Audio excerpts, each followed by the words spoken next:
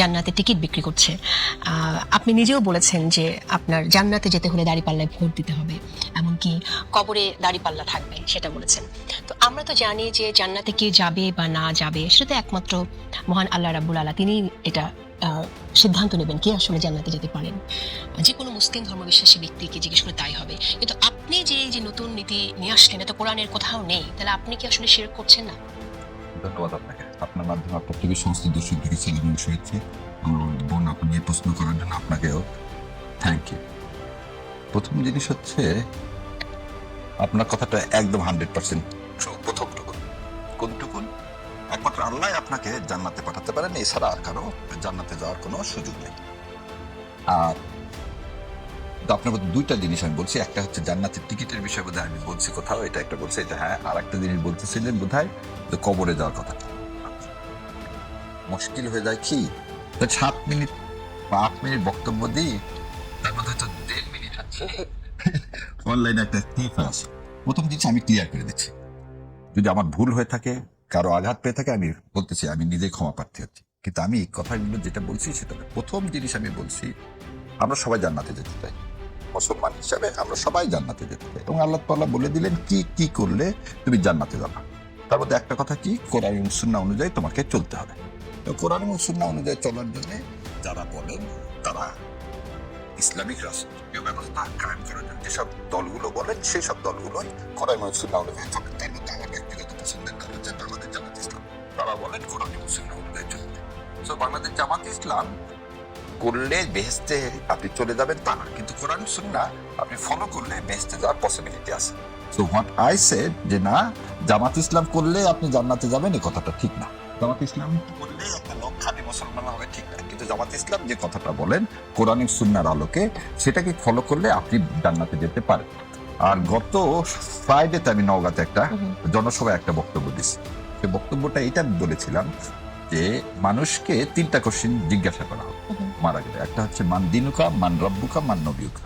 ওখানে আমি বলছিলাম যে মান দিনুকা, দিন যদি প্রতিষ্ঠা করতে আপনি না পারেন, না চান, বা যে দল দিন প্রতিষ্ঠা করতে না চায়, তাদেরকে যদি আপনি সমর্থন না করেন, তাহলে আপনি কবরে যে কি উত্তর দিবেন? ওখানে আমি এক কথা বলছিলাম যে নওগাঁর ক্ষেত্রে ওই আসনের ক্ষেত্রে বলছিলাম যে দলই দিন কায়েম করতে চায়, কোরআন এবং সুন্নাহর আলোকে রাষ্ট্র ব্যবস্থা কায়েম করতে চায়, তাদেরকে ভোট দেয়। যেহেতু নওগাঁ 5-এ ওই জায়গায় আর কেউ নাই, তো অ্যাটলিস্ট জামাত ইসলাম আছে, জামাত ইসলামকে ভোট দেন।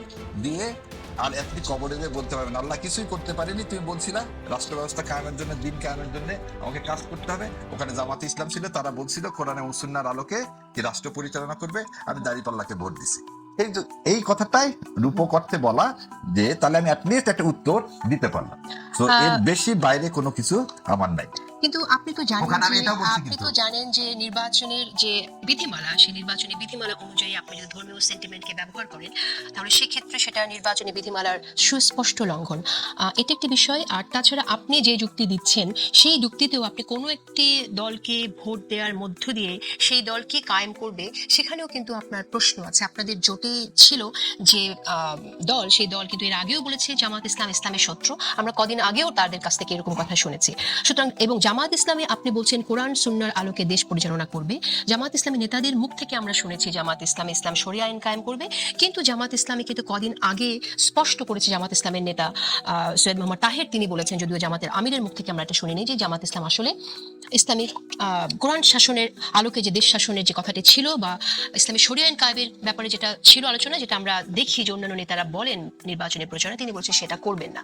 তাহলে এখানেই তো আমরা স্পষ্ট না যে জামাত ইসলাম আসলে ইসলামী শরিয়া আইন করতে চায় কিনা, এবং এই সমালোচনাটাও আছে যে জামাত ইসলাম আসলে ইসলামের শত্রু কিনা। আমি নির্বাচনী প্রচারণার জায়গা থেকে আপনাকে একটু জানতে চাই যে আপনি কি তাহলে নির্বাচনী আইন লঙ্ঘন করছেন কিনা?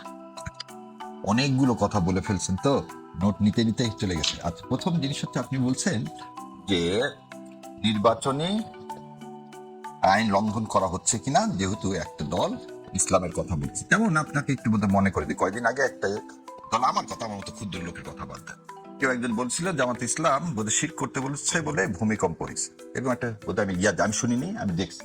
এবং আজকে আমি একটু আগে পেপারে দেখলাম, সেটা হচ্ছে যে একটা দল, বিশেষ একটা দল মানুষকে শিরক করাচ্ছে। তো আমার কাছে মনে হয়েছে, আমি একজন মুসলমান হিসাবে আমি যদি বলি যে অমুক দলকে তুমি ভোট দাও যারা আমি কোরআন এবং সুন্নাহকে পালন করে, এটাতে মনে হয় যারা প্রথম থেকে করে আসে, আজও করে আসতেছে, সামনেও করে যাবে বলে যাকে বিশ্বাস করি, এটা নির্বাচনী আইন বিধি লঙ্ঘনের কিছু নেই। কারণ ওখানে যা নির্বাচনের আইন বিধি লঙ্ঘনের যেটা আছে, ধরে নেন এইভাবে আপনাকে বলি যে মহাসচিব, বিএনপির মহাসচিব এর আগে বলছিলেন যে বিএনপিতে শরিয়া আইনের কোনো ব্যবস্থা নেই। পরবর্তীতে কিন্তু তিনি বলছেন যে শরিয়া আইনের আমরা গেলে শরিয়ার বিরুদ্ধে কোনো কিছু করবো না। ঠিক সেরকম এটা কি কেন যে বিএনপি ধারণ করে ইসলামিক চিন্তা চেতনা। আর আপনি যে জিনিসটা বলছেন যে মানে নির্বাচনী আইন লঙ্ঘন হবে তখনই, যেটা শেখ হাসিনা 96 সালে করেছিলেন, মাথায় হেজাব দিয়ে হঠাৎ করে এসে তসবি নিয়ে নেমে গেলেন। আচ্ছা, এবার ডক্টর মোহাম্মদ তাহেরের কথা যেটা বলছেন, যেহেতু আমিরে জামাত এই বিষয়ে বলেননি, আর বাংলাদেশ জামাত ইসলাম একটা পলিসি সাবমিট করেছে, সেই পলিসি সাবমিটে বাংলাদেশ জামাত ইসলাম পুরা দেখিয়ে দিয়েছে তারা কি ধরনের রাষ্ট্র ব্যবস্থা চায়, কি ধরনের রাষ্ট্র ব্যবস্থা কায়েম হবে এবং কোরআন ও সুন্নাহর আলোকে কেমন করে হবে। দেখেন, শরিয়া কিন্তু one of the component of the Islamic state. তো ইসলামিক স্টেট মানে কিন্তু শরিয়া আইন না। শরিয়া সমাজ ব্যবস্থা যে কথাটা সিনোনিম হিসাবে ইউজ করা তা না। মদিনা সনদে 47টা আর্টিকেল ছিল, তার মধ্যে একটা ছিল হচ্ছে শরিয়া। তো আপনি যখন এই শরিয়াকে একদম কম্পিটেবল করে ফেলে দিচ্ছেন কোরআন ও সুন্নাহর সাথে, এখানে বোধহয় আমাদের কথা একটু না, সেটা আপনারা করছেন। আমরা দেখছি যে আপনারা না, এখানে সেন্ট্রাল থেকে আমরা একরকম মন্তব্য শুনতে পাচ্ছি, আবার প্রার্থীরা যেখানে ভোট চাইতে যাচ্ছেন সেখান থেকে আমরা শুনতে পাচ্ছি, সেখান থেকে কনফিউশনটা ক্রিয়েটেড হচ্ছে। আমরা শিরকের আলাপ যেটা আপনি বলেছিলেন সেই বিষয়টা একটু আসি। আপনি মনে হয় যে আপনার সাথে কথা বলে আপনি যথেষ্টই হাদিস পড়েছেন, আমরাও একটু অল্প বিস্তর পড়ি আর কি। সেই জায়গা থেকে আমার কাছে মনে হয়েছে যখন কেউ বলে যে একটি দলে ভোট দিলে, একটি মার্কায় ভোট দিলে সে জান্নাতে যাবে, সেটা একরকম শিরক। কারণ আপনি সেখানে আল্লাহ ছাড়া এই সিদ্ধান্ত কেউ বলতে পারে না, দিতে পারে না। ডক্টর জাহিদুর রহমান, আমি আপনার কাছে শুনতে চাই, ধর্মের এই যে ব্যবহার, এটা আমাদের রাজনীতিতে কি করে এতটা এলো সামনে, এবং আমরা এখান থেকে আসলে কি বার্তা আমরা সাধারণ ভোটারের জন্য দিতে পারি? খুবই প্রেডিক্টেবল ছিল এটা, খুবই প্রেডিক্টেবল। কেন সেই জায়গায় আসছে তার আগে দু একটা জিনিস একটু অ্যাড্রেস করা জরুরি। সেটা হলো জামাতের এই যে দুই ধরনের বক্তব্য, এটারও ব্যাখ্যাটা একটু দিয়ে দেওয়া দরকার। স্ট্র্যাটেজিক অ্যাম্বিগুইটি বলে একটা টার্ম আছে ইন্টারন্যাশনাল রিলেশনসে, মানে কোনো একটা দেশ কৌশলগত কারণে অস্পষ্টতা বজায় রাখা। মানে আমি এটা বলে ফেলবো না, এটা সবচেয়ে সুন্দর উদাহরণ হচ্ছে তাইওয়ানকে যদি আমেরিকা গায়ের জোরে বা সামরিকভাবে দখল করতে যায়, আমেরিকা চায় না, তখন আমেরিকা কি করবে? সে কি তাইওয়ানের হয়ে যুদ্ধে জড়াবে নাকি জড়াবে না? আমেরিকা কথাটা ক্লিয়ারলি বলে না। আবার মাঝে মাঝে বলে ফেলে, বাইডেন 3বার বা 4বার বলে ফেলেছিলেন যে আমরা যুদ্ধে যেতে হবে। আবার হোয়াইট হাউস থেকে ক্লিয়ার করা হচ্ছে না, আমাদের এরকম কোনো কথা নাই, আমরা তাইওয়ানকে তোমাদের অংশ মনে করি, ইত্যাদি ইত্যাদি। তার মানে হচ্ছে আপনি একটা অস্পষ্টতা বজায় রাখেন। জামাত কিন্তু একটা অস্পষ্টতা বজায় রাখছে, ইটস সো ক্লিয়ার। ধরুন জামাতের আমির কি শরিয়া কায়েম করবো না বলেননি, বলেছে, কিন্তু ওনার মুখ দিয়ে আমরা শুনিনি। কিছুদিন আগে খ্রিস্টান সম্প্রদায়ের একটা মানে দল তার সাথে দেখা করতে গিয়েছে প্রতিনিধিদের, তাদের থেকে বেরিয়ে আসার পর একজন তাদের বরাত দিয়ে আমরা জেনেছি। হ্যাঁ, উনি বরাত দিয়ে বলেছেন এখন স্পষ্টভাবে, ওখানে একজন আমেরিকান ভদ্রলোকও ছিলেন তাদের সাথে, ওখান থেকে জানলাম। এবং জনাব তাহেরের বক্তব্য আমরা শ্রীরাধা দত্তের কাছেও তিনি বলেছেন আমরা কোথাও বলিনি শরিয়া কায়েম করবো। আচ্ছা, মজার ব্যাপার, এইগুলোর ভিত্তিতেই ইসলামী আন্দোলন রাদার, ওনাকে আসলে সিটের আন্ডারস্ট্যান্ডিং প্রবলেম হয়েছে, কিন্তু সামনে আনছেন এটা যে জামাত তো শরিয়া কায়েম করবে না, সেজন্য ওনারা থাকবেন না। আচ্ছা, এখন প্রবলেমটা কোথায়? জামাত আবার এটা ঘোষণা করছে না কেন? আমি চাই কিন্তু জামাত এটা ঘোষণা করবে। ভালো খারাপ ইজ এ ডিফারেন্ট ডিবেট। আমি ইসলামী শরিয়া কায়েম করবো না, আমিরে জামাতের মুখ থেকে আমরা কথাটা শুনতে চাই, ওনার মুখ থেকে। জনগণকে ইনফর্মড ডিসিশন নিতে দিতে হবে। কিন্তু জামাতের বিপদ কোথায় জানেন? ওনাদের একটা উভয় সংকট তৈরি হয়েছে। উনি যখন এটা বলছেন, আমি বেশ কয়েকজন জামাত ইসলামীর নেতা, এদের মধ্যে অনেকে এমপি ইলেকশন করছেন, তারা আমার সাথে স্পষ্টভাবে বলেছেন জামাত শরিয়া কায়েম করবে, অন রেকর্ড বলেছেন। তাহলে খেয়াল করুন, টপ থেকে ইঙ্গিত দেওয়া হচ্ছে করছি না, আবার এখানে বলা হচ্ছে করছি। সমস্যাটা হচ্ছে এই যে আপনি দীর্ঘদিন তো আসলে আল্লাহর আইন চাই, সত্যকে শাসন চাই, স্লোগান কিন্তু ছিল এটা। তো আল্লাহর আইন কায়েম করা হবে জামাত, এটা শুনে দীর্ঘ সময় তার যতটুকু সমর্থন তৈরি হয়েছে একটা বড় অংশ কিন্তু ওই কারণে এসছে। আমাদের খুব পরিচিত একজন ইসলামী ধর্মগুরু ইনায়াতুল্লাহ আব্বাসীর কাছে এই প্রশ্ন করা হয়েছিল যে যখন শরিয়া কায়েম করবে না, তখন উনি প্রশ্ন করছেন, যেটা আমরা দীর্ঘদিন করেছি, তো তোমার নামের সাথে ইসলাম কেন? তাহলে জামাতের একটা ভোট ব্যাংকের একটা অংশ আছে ইসলামী শাসন কায়েম করবে, এই কারণে জামাতকে ভোট দিতে চায়। আবার ইসলামী শাসন কায়েম করবে, শরিয়া কায়েম করবে, এটা যদি হয়, শরিয়া কায়েম করা ভালো খারাপ ইজ এ ডিফারেন্ট ডিবেট। এবং শরিয়ারও অনেকগুলো ফর্মস আছে, এটা আপনি নিজেই বললেন যে কেউ একজন বলছে ওটা ইসলামী না, আবার একজন বলছে ওটা ইসলাম না। আচ্ছা, এখন সমস্যা দুটো, একটা হলো এটা যদি আপনি করেন, আপনি দেশের মধ্যে ক্ষমতায় যাওয়ার জন্য ফাইটে যে ভোট পেতে হয় সেটাতে আপনার সংকট হতে পারে। এবং আপনি রিসেন্টলি ছাত্র সংসদ নির্বাচনগুলোতে এই মডেল ফলো করে দেখেছেন, এটা কাজ করে। ওয়েলফেয়ারের আলাপ করা ইশতেহারের মধ্যে, তাই সেটা করছেন। আবার ইন্টারন্যাশনালি প্রবলেম হতে পারে। ওয়াশিংটন পোস্টে যে রিপোর্ট আমাদের সামনে এসেছে, সেখানে কিন্তু একটা প্রশ্ন ছিল যে আমার যদি শরিয়া কায়েম করে কিভাবে, উনি বলছেন আমরা 100% ট্যারিফ দিয়ে দেবো, ইনফর্মাল কথা যদিও। সুতরাং একটা ইন্টারন্যাশনাল ইমপ্লিকেশনও আছে। সো আপনি এটাও বলে ফেলতে পারছেন না। আপনি এত দেশের মধ্যে ভোটার বেস বাড়াতে চান, আবার আপনি ইন্টারন্যাশনালি ঝামেলায় পড়তে পারেন, কারণ এখানে মূলত ইসলাম ভিত্তিক দলই অনেক বেশি। এই কারণে তারা স্ট্র্যাটেজিক অ্যাম্বিগুইটি করছেন। টপরা সবাইকে আশ্বস্ত করছেন আমরা করছি না, আবার ক্যান্ডিডেটরা এই কথাটা ফর্মালি এবং ইনফর্মালি বলছেন যাতে তার ওই ইসলামী যে ভোট ব্যাংক আছে, যারা ইসলাম কায়েম করার জন্য জামায়াতকে ভোট দিতে চায়, তারাও যাতে থাকে। এই হচ্ছে তার ডিলেমার কারণ। কিন্তু আমি আবারও বলি, এটা স্পষ্ট করতে হবে তাকে, উনি শরিয়া চান কিনা, যদি চান ওনার শরিয়ার রূপরেখাটা কি সেটা জানিয়ে জনগণের কাছে ভোট চাইতে হবে। এবার ধর্ম হয়ে গেছে কেন, আমি সেই জায়গাটায় আসি। এটা বোঝা যাচ্ছিল বিএনপির বিপরীতে যখন জামায়াতের নেতৃত্বে, এবং এই স্লোগান প্রথম যারা করেছিল তারাই এখন আবার এই জোটের ইসলামী আন্দোলন, যে সব ইসলামী ভোট এক বাক্সে, এটা বলে তারা দীর্ঘদিনের বৈরিতা ঘুচিয়ে তারা একসাথে বসেছিলেন। যদি এই বসাটার মধ্যেও অত্যন্ত নির্বাচনী কৌশল ছিল। দেখুন, এবং আসলে আলাপগুলো একদম শেষে এসে আমরা দেখলাম যে সেখানে জটিলতা সৃষ্টি হলো। একদমই। ইনফ্যাক্ট এটা কোনো আদর্শিক জোট ছিল, ওনারা বলছেন ইসলাম, ওনারা ইসলামকে ব্যবহার করেছেন। আমি প্রমাণ দিই। আইডিওলজিক্যাল দলগুলো কিন্তু একটা প্রবলেম আছে। বিএনপি, আওয়ামী লীগ, এনসিপি বা অন্যান্য দল, এবি পার্টি, তারা কোনো আল্লাহ থেকে আসা কোনো আইন ফলো করে চলেন বলে যেহেতু দাবি করেন না, সেহেতু তাদের ফ্লেক্সিবিলিটি অনেক বেশি। আমি ওর সাথেও বসতে পারি, বামের সাথে। বিএনপি জোটে বেশ ডান আছে, জমিয়তে উলামায়ে ইসলাম, আবার বামও আছে, উনি এটা অ্যাকোমোডেট করতে পারেন। ইসলামী আন্দোলন বাংলাদেশের দ্বিতীয় প্রধান ব্যক্তি বলেছেন, কমিউনিস্টদের কাছে দেশ চলে গেলে ইসলামকে উদ্ধার করা গেলেও যেতে পারে, কিন্তু জামাতের কাছে গেলে ইসলাম কিয়ামত পর্যন্ত উদ্ধার করা যাবে না। তার মানে জামাত ইসলামের জন্য নিউট্রাল না, শত্রু। তো উনি কিভাবে মনে করেন জামাতের সাথে জোট করতে পারেন? আসলে সবাই মিলে চিন্তা করলেন ইসলামকে নিয়ে এটা করবেন। কিন্তু যখন বিএনপির বিরুদ্ধে এখন ওনারা বেরিয়ে যদি জানো, তারপরও এনসিপি, এবি পার্টি, এলডিপি, এর বাইরে কিন্তু ইসলাম ভিত্তিক দল আছে। মানে জামাত বরং খানিকটা মডারেট কথা মুখে বলছে। ওনাদের এই জোটে এমন দল আছে যারা খেলাফত কায়েমের কথা বলছেন, এমনকি আমাদের ইউনিভার্সাল সাফরেজ, প্রতিটা নাগরিকের ভোটাধিকার আছে, এটাও তারা বিশ্বাস করেন না। তারা একটা আলাদা ভোটার আইডি করবেন। ওকে, আমরা প্রশ্নটার উত্তর আমি শুনছি যে জামাত ইসলামের ভেতরে এরকম দেউলিয়াপনা কেন, যে জান্নাতের টিকিট বিক্রি করে ভোট চাইতে হচ্ছে? দেখেন, আপনার এই প্রশ্নে প্রথমে বলে দিই, বাংলাদেশ জামাত ইসলাম জান্নাতের টিকিট বিক্রি করতেছে, এটা হাইলি অবজেকশনেবল। এবং বাংলাদেশ জামাত ইসলামের সে ক্ষমতাই নেই, একমাত্র ক্ষমতা আল্লাহ সুবহানাহু ওয়া তাআলা। এবং জামাত ইসলাম আমি শেষ করে দিচ্ছি, বলেন। আচ্ছা, আপনি নিজে বলেছেন সবার ইমানি দায়িত্ব দাঁড়িপাল্লাকে জয়লাভ করা, দাঁড়িপাল্লাই যদি ভোট না দেন কিয়ামতের দিন কি উত্তর দেবেন? শেখ মুজিব কি কাউকে জান্নাতে নিতে পারবে? পারবে না। জান্নাতে নিতে পারবেন একমাত্র আল্লাহ তাআলা। অন্তত কবরে গিয়ে যেন বলতে পারেন আল্লাহ দিন কায়েমের জন্য দাঁড়িপাল্লায় ভোট দিয়েছি। সো এখান থেকে তো বোঝা যাচ্ছে যে আপনি দাঁড়িপাল্লায়, আবার পরে দেখেন বলছে কি আল্লাহ একমাত্র বেস্ট দিতে পারবে। দেখেন আপনি না, কিন্তু তারপরে আপনি বলতেছেন দাঁড়িপাল্লায় ভোট দেওয়ার কথা, সেটাও তো বলছেন আপনি। না, সেটা তো ইমানি দায়িত্ব দাঁড়িপাল্লাকে জয়লাভ করা। আবারও বলতেছি ইমানি দায়িত্ব কিন্তু জামাতে ইসলাম, আমার কথার মধ্যে দেখেন, কথার মধ্যে আমি বলছি একমাত্র আল্লাহ জান্নাত দিতে পারে। এবং প্রথমেও যা বলছি এখনো বলতেছি, কোরআন এবং সুন্নাহ অনুযায়ী চলতে হবে। এইভাবে যদি চলা যায় তাহলে ইনশাআল্লাহ আমরা কি করতে পারি, জান্নাতের আশা করতে পারি। বাংলাদেশ জামাত ইসলাম কোরআন এবং সুন্নাহ অনুযায়ী একটা দেশ পরিচালনা করবে, এই আশা নিয়ে আমি তাকে সমর্থন করি। ইমানি দায়িত্ব, মানুষের ইমানি দায়িত্ব কি দাঁড়িপাল্লায় ভোট দেওয়া, সেটা যে আপনি বলছেন, এটা কিন্তু বলতে পারেন। ওখানে আবার পরে ওখানে দেখেন, আবার এই পড়বো না, আমি পড়েছি, আমার দর্শকরা শুনেছেন সেটা, রাইট? সো আপনি ইমানি দায়িত্ব নিজেও জানেন। বাংলাদেশ জামাত ইসলামকে ভোট দেওয়া।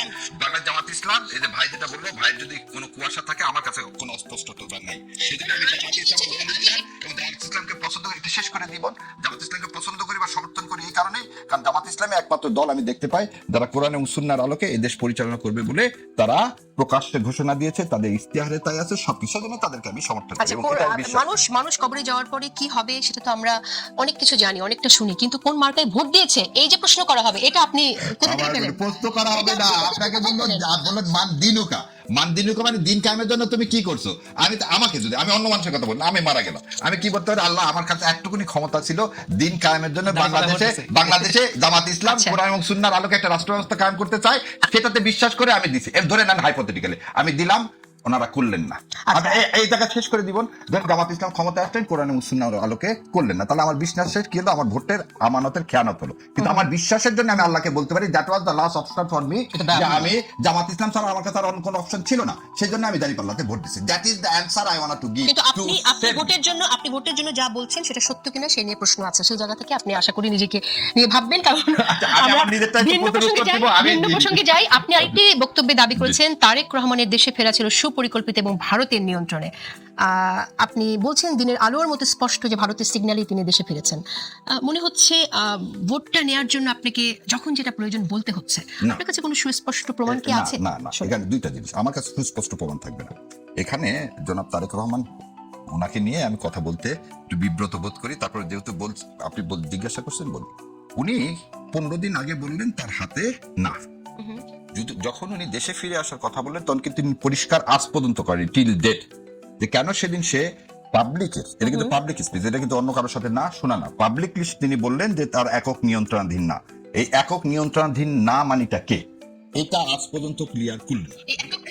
শেষ করি তার সাথে আনন্দবাজার পত্রিকার যে রিপোর্টটা, সেই রিপোর্টটাকে যদি আমি কানেক্ট করে নিই, আমরা তো ধরে নেন যারা আমরা কি একটু পড়াশোনা করি তারা আমরা ওইটাকে কানেক্ট করে নিয়ে আমরা যদি চিন্তা করি যে ভারতের সাথে তার একটা আন্ডারস্ট্যান্ডিং হয়েছে, সেজন্য সে ফিরে আসছে। So it is his duty to clear it. Otherwise আমরা তো এই যে যেমন জামাত ইসলাম সঙ্গে বললেন, এটারও কি হবে, ডালপালা গজাবে, ডালপালা চারিদিকে ছুটে যাবে। এখানে একটু বলি, সেটা হচ্ছে প্রথমত আপনি একটা অ্যাজাম্পশনের উপর বলেছেন যে একক নিয়ন্ত্রণাধীন না, আপনি ট্রান্সলেট করেছেন যেটা পার্শ্ববর্তী দেশ ভারতের বাধা। ভারত সম্পর্কে উনি কোনো কথা বলেন, ভারতের কথা না, একক নিয়ন্ত্রণাধীন না, এটা তো উনি বলছেন। এটাই বলছে একক নিয়ন্ত্রণাধীন শব্দবন্ধকে আপনি ট্রান্সলেট করেছেন যেখানে ভারতের বাধা, এটা আপনি আপনার অনুমান। দ্বিতীয়ত আপনি যে পত্রিকাটার কথা বললেন, আপনারা তো কেউ কোনো কথা বললে আপনাদের দলের নেতারা মামলা করে দেয়, কিন্তু আপনি যেটা বলেছেন এখানে তো আমরা দেখতে পাচ্ছি এখানে দ্য ডিসেন্টের বরাদ দিয়ে বলে আনন্দবাজার এরকম কোনো সংবাদ প্রকাশ করেনি, দ্যাট ওয়াজ ফেক। সেটা যদি দ্যাট ওয়াজ ফেক, আমি দ্য ডিসেন্টের এই পত্রিকার আমি এটা আপনাকে দেখাবো। এই জায়গা থেকে আপনারা কি একটু দায়িত্বশীল জায়গা থেকে আপনারা মন্তব্য করবেন কিনা আমি ভাবাটি অনুরোধ করছি। উত্তর দিয়ে দিই, আপনি ডিসেন্টের যে কলামের যেটা বলা হয়েছে সেটা বলে দিই। খালেদা পুত্রের সম্বল, নয়াদিল্লির বন্ধুত্ব, মুক্তিযুদ্ধ। কে লিখছে? অনির্বাণ দাশগুপ্ত। এই অনির্বাণ দাশগুপ্ত যে এইটা দেওয়া হয়েছিল আনন্দবাজার পত্রিকা, এবং surprisingly I was so surprise যে আমি কথা বলার পরে এখন কিন্তু ওখানে পেইড ভার্সন আসছে, আর আনপেইড ভার্সন না। এখন যে কেউ গেলে এই আর্টিকেলটা পড়তে পারবে না, ওখানে পেইড ভার্সন হলে পড়তে পারবে না। আমাদের কথা, এটা আমার পার্সোনাল কথা, নাথিং ডিলস উইথ জামাত ইসলাম বা অন্য কিছু, এটা আমার সম্পূর্ণ একান্ত মতবাদ। সেটা হচ্ছে যখন আপনি একটা জিনিসকে ধোঁয়াশার মধ্যে রাখবেন, যেমন ভাই একটু আগে বললেন জামাত ইসলাম নিয়ে যে কি তারা করছে স্ট্র্যাটেজিক অ্যাম্বিগুইটি। আপনি যদি স্ট্র্যাটেজিক অ্যাম্বিগুইটি রাখেন তাহলে তো সেখানে আপনার ডালপালা গদাবেই। কারণ আমরা যেটা দেখতে পাচ্ছি, আমরা এত সাধারণ মানুষ, সিভিল সোসাইটি হিসেবে জনাব তারেক রহমান সাহেবের ফিরে আসা নিয়ে কার বাধা? কারোই বাধা না। উনি ফিরে আসবেন ওনার দেশে, ওনার মায়ের কাছে, এটাই তো স্বাভাবিক। এবং তিনি তো ফিরে আসলেন, তাহলে ফিরে আসলেন 15 দিন আগে কি এমন ঘটনা ঘটলো যে যেটা ওনাকে বাদ দিল? এবং আপনি বলছেন এটা অবশ্যই অনুমান নির্ভর, এবং আপনাকে ওটা বলে দিচ্ছি, এটা অনুমান নির্ভর। কি যে তথ্য যেগুলো পাইছি এগুলো যদি মিথ্যা হয়ে থাকে তাহলে আমাদের অনুমান ঠিক না, কিন্তু আমরা দায়িত্বশীল জায়গা থেকে এই অনুমানগুলো করতে, আপনারা যেমন সাংবাদিক হিসেবে বিভিন্ন প্রশ্ন করেন, অনুমান করেন, আমরা ঠিক অনুমান করি জাতিকে কি জন্য, জাতিকে যাতে সহজে একটা পথ দেখায়। না, এখানে নিউজটা আপনি যে নিউজটা নিয়ে এসেছেন সেখানে স্পষ্ট বলা আছে আনন্দবাজার বরাদ দিয়ে আপনি তারেক রহমানকে নিয়ে অসত্য ছড়িয়েছেন, সে কথাটা বলা আছে। ডক্টর জাহিদুর রহমান, আমরা তো আসলে রাজনীতি পরিবর্তন দেখতে চেয়েছিলাম, সেই পরিবর্তন আমরা দেখছি না। কেন দেখছি না? আমরা আসলে কিভাবে বের হতে পারি এই পরস্পর আক্রমণ করে কথা থেকে, কিভাবে বের হবো এবং কি আসলে পাচ্ছি আমরা এর মধ্য দিয়ে?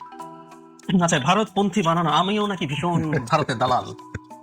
আমি একটা প্রায় এটা শেয়ার করি, আমার নিজের একটা ইউটিউব চ্যানেল আছে।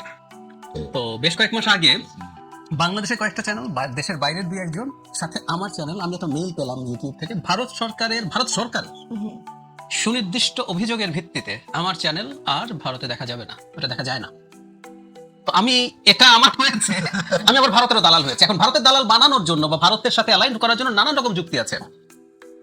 বিএনপি নির্বাচন চায়, ভারত নির্বাচন চায়, জেনারেল ওয়াকার নির্বাচন চায়, জাকেদ নির্বাচন চায়। মানে যখন 5 বছর ইউনুসকে রাখতে হবে আলাপ হচ্ছিল, তখন এটার বিরুদ্ধে কথা বলেছি। যেহেতু কথা বলেছি, ভারত যেহেতু নির্বাচনের কথা বলেছে, তারা বলছে আমরা একটা নির্বাচন চাই, জাহিদ নির্বাচন চাই, সেটা জাহিদ ভারতের দালাল হয়ে গেছে। জাহিদ অ্যালাইন, আমি এই অ্যালাইনমেন্ট দেখেছি, আমার ওখানে মন্তব্য হয়, তো আমি মন্তব্য পড়ে মানুষের অপিনিয়ন বোঝার চেষ্টা করি। আসলে ঘটনা যেটা হচ্ছে, ভারত শেখ হাসিনাকে তার সর্বস্ব দিয়ে ক্ষমতায় রাখতে পারে নাই, আর ভারত এখন বাংলাদেশকে ডিসাইড করছে। আবার ভারতের এত ট্র্যাকশন হয়ে গেছে, আমি অন্তত কনভিন্স নাই এই যুক্তিতে। মানে সে তার গোয়েন্দা সংস্থার লোক নাকি এখানে গিজ করতে একটা সময়, দেশের মিলিটারির ভেতরে তার লোক, সিভিল বিউরোক্রেসির বিরুদ্ধে ভেতরে, পুলিশের ভেতরে, সরকারের ভেতরে আপনাকে রক্ষা করতে পারে নাই। এখন ভারত ডিসাইড করছে বাংলাদেশে ইলেকশন কি হবে, তারেক রহমান কবে আসবেন, ভারত কোনো একদিন আবার সেরকম পাওয়ারফুল হবে কিনা, ডিফারেন্ট ডিবেট। কিন্তু এই সময়ের মধ্যে হয়েছে, এটা বিশ্বাস করার কোনো যৌক্তিক কারণ আমি দেখি না। পরস্পরের প্রতি আক্রমণ, প্রথম কথা হচ্ছে পরস্পরের প্রতি আক্রমণ হবে। আমরা কেন যেন মনে করছি যে এভাবে চলবে না, এটা ঠিক হচ্ছে না। গণতন্ত্র মানে কি? এই যে বলে না যে আপনারা বিভক্তি তৈরি করেন, গণতন্ত্র মানে বিভক্তি তৈরি করা। ফর গডস সেক, আমার কাজ কি একটা গণতান্ত্রিক দল হিসাবে বিভাজন তৈরি করব, করে আমার সেটা কি ব্যারিস্টার শাহরিয়ার কবির সাকসেসফুলি করছেন বলে মনে হয়? উনি ওরা চেষ্টা করছেন, সাকসেসফুল কতটুকু হয়েছে বোঝা যাবে, উনি সাকসেসফুলি চেষ্টা করছেন, এটা শিওর। আচ্ছা, এটা সমস্যা নেই, সবাই করতেছি, that is the beauty of the democracy. সেটা আমরা সবাই করছি। আমি দীর্ঘদিন থেকে জামায়াতের আইডেন্টিটি পলিটিক্সের, এটা জামাত বলে না, অল পার্টিস হিন্দুত্ববাদীর বিরুদ্ধে কথা বলতে বলতে আমার চ্যানেল বাতিল হয়ে গেছে। না না, আপনাকে সমর্থন করে, আপনি ক্রিকেট সম্পর্কে যে আলোচনাটা করছেন সেদিন, আই রিয়েলি অ্যাপ্রিশিয়েট ইট। আপনি যেভাবে অমিতের ছেলে আইসিসিতে আমাদেরকে যেটা করলো, এটা যে ন্যাক্কারজনক ঘটনা আপনি বলছেন, আই রিয়েলি অ্যাপ্রিশিয়েট ইট। যেটা বলছিলাম এখন বিভেদ আমরা তৈরি করবো, বিভেদ করার উদ্দেশ্য হচ্ছে আমার তো একটা নির্দিষ্ট ভোট পেলে আমি সরকারে চলে যাই, তো আমি বিভেদ তৈরি করবো। প্রবলেমটা কোন জায়গায়? আমরা হেট স্পিচ করছে কিনা, আর আমরা এমন ভাবে ডিভাইসিভ করছে কিনা, কাউকে আমরা ডিহিউম্যানাইজ করছি। যেমন দেখবেন শেখ হাসিনার সময় বিএনপি জামাত শিবির করা ডিহিউম্যানাইজ করে, ওকে মেরে ফেলা যায়, ওকে গুম করে ফেলা যায়, ওকে আরবিট্রারি মামলা দেওয়া যায়, গায়েবী মামলা দিয়ে বছরের পর বছর আপনি করতে পারেন, পিটিয়ে ফেলতে পারেন। দ্যাটস দ্য মেইন প্রবলেম, এটা করা যাবে না। এটুকু বাদ দিয়ে আপনি তো আসলে এক ধরনের বিভেদ করবেন। এখন আমরা যতটুকু করছি কোনো কোনো ক্ষেত্রে রেড লাইন ক্রস করছি, এটাও অনুমান করা যাচ্ছে। শেখ হাসিনা পতনের পর আমরা দীর্ঘদিন এত বছর গণতন্ত্রের মধ্য দিয়ে এনগেজ করিনি পরস্পরের সাথে, যেহেতু করি নাই, এখন কিছু এক্সট্রিম কথাবার্তা আসবে। আমি এখনো মনে করি তারপরও যতটুকু হচ্ছে দ্যাটস নট টু মাচ। না না, আমার কাছে মনে হয় না। আচ্ছা, তাহলে তো ভালো, কিন্তু আমার কাছে মনে হয় যে একসময় বিএনপি এবং জামাত দুটি দল নিপীড়িত হয়েছে, এখন সেই দুটি দলের মধ্যে এরকম তথ্য কেন আসবে যেটা আসলে অপরকে হেনস্থা করা হয়, অসত্য তথ্য সামনে আসবে কেন? এই জায়গাটায় আমরা তো রাজনীতিবিদে শুধু ভোট না, আরেকটু দায়িত্বশীলতা দেখতে চাই, আরেকটু সহানুভূতিও দেখতে চাই প্রতিপক্ষের প্রতি। সেটা বোধহয় এবার হবে না, এবার সেটা হবে না, এটা সময় লাগবে। আবার সময় কি হবে, উই ডোন্ট নো, নাও হতে পারে। গ্লোবাল ফেনোমেনন কিন্তু এখন রাইটিস্ট পপুলিজমের উত্থান, মানে আপনি এখন প্রতিপক্ষকে অনেক বেশি কঠোর ভাষায় আক্রমণ না করলে আপনি খুব শক্তিশালী পাওয়ারফুল নেতা, এই বোধ আসলে হয় না। সেই জায়গায় সেটাই যদি হয় বাস্তবতা, তাহলে সেই জায়গায় কি আমরা এটা বলতে পারি জামাত ইসলাম এগিয়ে আছে? আমি এখন পর্যন্ত যে খুব এগিয়ে আছে তা বলবো না। প্রতিপক্ষকে ঘায়েল করার ক্ষেত্রে বাকযুদ্ধ দিয়ে, বয়ান দিয়ে, তথ্যকে ফ্যাক্টকে টুইস্ট করা দিয়ে আমরা তো দেখছি বেশ চেষ্টা করছেন। জামাত ইসলাম বেশ এগিয়ে আছে আমি বলে আবার মনে বলছি হয়। এগিয়ে আছে, চেষ্টাটা দেখতে পারেন। কারণ হ্যাঁ, জামাতের অনলাইনে একটা খুব দীর্ঘদিনের প্রতিষ্ঠিত একটা ইকোসিস্টেম আছে, সেটার মাধ্যমে আমরা অনলাইনে সেটা দেখতে পাচ্ছি। বাস্তবে কিভাবে আসলে জানি, যেমন ধরুন দুনিয়ার এমন কোন পোল নাই যেটা জামাত ক্ষমতায় যাওয়ার জন্য বিএনপি চেয়ে 4 গুণ ভোট পায় না। Does it mean যে জামাত সফল হয়ে গেছে এটা করে? আসলে আমার কাছে মনে হয় না। সো অনলাইনে আপনি এই ধরনের একটা ইকোসিস্টেমের কারণে একটা পারসেপশন আছে, যেটা আমরা অনলাইন দেখি প্রচুর, কিন্তু তাদের এটা ফ্যাক্ট, এটা আমি মানি, তাদের এই ক্ষেত্রে পারফরম্যান্স অনেক ভালো।